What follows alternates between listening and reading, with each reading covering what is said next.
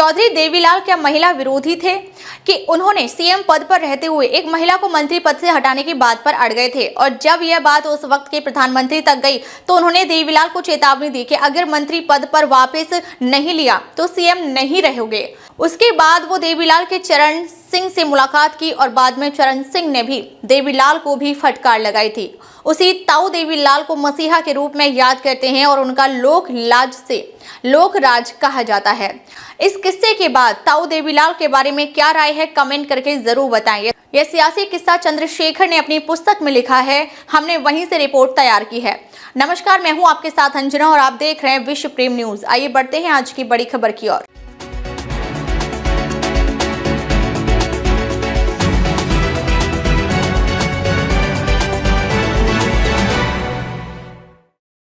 चौधरी देवीलाल का नाम भारतीय राजनीति में एक ऐसा नाम है जो सादगी, लोक सेवा और जनहित के लिए गए साहसिक निर्णयों के लिए जाना जाता है।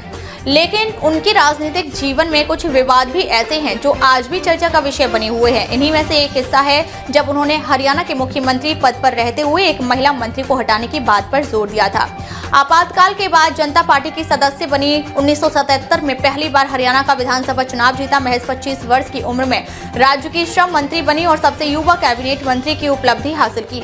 लेकिन हरियाणा के मंत्री रहते हुए भी सुषमा स्वराज से जुड़ी बड़ी दिलचस्प कहानी है, जिसका जिक्र पूर्व प्रधानमंत्री चंद्रशेखर ने राजकमल प्रकाशन द्वारा प्रकाशित अपनी पुस्तक जीवन जैसे जिया कि मैं किया है। मोरारजी देसाई की सरकार आने के बाद कांग्रेस शासित राज्यों की विधानसभा भंग हुई। हरियाणा में चुनाव हुए और अंबाला कैंट से सुषमा स्वराज ने चुनाव जीता। चौधरी देवीलाल सीएम बने। सुषमा स्वराज को देवीलाल मंत्री नहीं बनाना चाहते थे, बहाने बना रहे थे। उन्होंने सुषमा जी को कैबिनेट मंत्री की शपथ नहीं दिलाई, कहते थे राज्य मंत्री बन जाओ।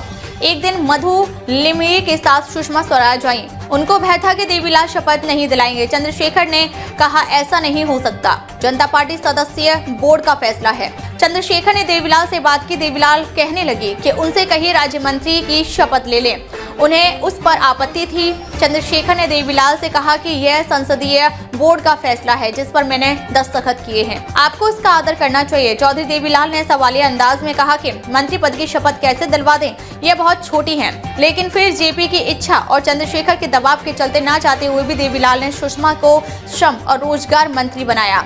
लेकिन 3 महीने के बाद ही देवीलाल ने सुषमा को निकालने की तैयारी कर ली। 3 महीने के बाद वो फिर मधु लिमये के साथ चंद्रशेखर से मिलने आए। उन्होंने चंद्रशेखर से कहा कि मुख्यमंत्री मुझे बर्खास्त करने वाले हैं, मेरा इस्तीफा ले लीजिए, नहीं तो बेइज्जती होगी। चंद्रशेखर ने कहा कि ऐसा कैसे होगा, बिना पूछे वे ऐसा नहीं कर सकते। अगर आशंका है तो मधु को त्याग पत्र दे देना।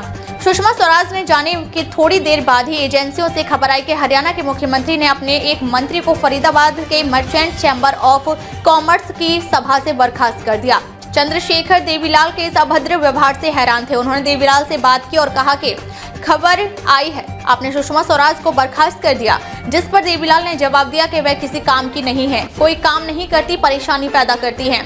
जवाब में चंद्रशेखर बोले आप उन्हें वापस लीजिए, लेकिन देवीलाल नहीं माने। चंद्रशेखर ने कहा चौधरी साहब, अगर आपने सुषमा स्वराज को वापस नहीं लिया तो आप चीफ मिनिस्टर नहीं रह सकते। मुझे पार्टी अध्यक्ष होने के नाते जरूरत पड़ने पर इस बात का अधिकार है कि आपको पार्टी से निकाल दूं। नोटिस पीरियड 15 दिन का होगा। उस दौरान मैं एक नए नेता के चुनाव का ऑर्डर कर दूंगा और आपका ही कोई आदमी आपके खिलाफ खड़ा हो जाएगा। चौधरी देवीलाल इस तरह के संवाद के लिए बिल्कुल तैयार नहीं थे। वे दिल्ली की ओर दौड़े और चौधरी चरण सिंह से मुलाकात की। चौधरी चरण सिंह ने देवीलाल को बर्खास्त करने की धमकी के बारे में चंद्रशेखर से पूछा। जवाब में चंद्रशेखर ने सारा माजरा चौधरी चरण सिंह को बताया। सब सुनकर चौधरी चरण सिंह ने देवीलाल को फटकार लगाई। बाद में सुषमा मंत्रिमंडल में बनी रही। चौधरी देवीलाल जो अपनी सादगी और लोक लाज से लोक राज की नीति के लिए मसीहा कहे जाते हैं, उनके इस सियासी किस्से ने राजनीति में मानवीय और व्यक्तिगत प्राथमिकताओं के टकराव को उजागर किया।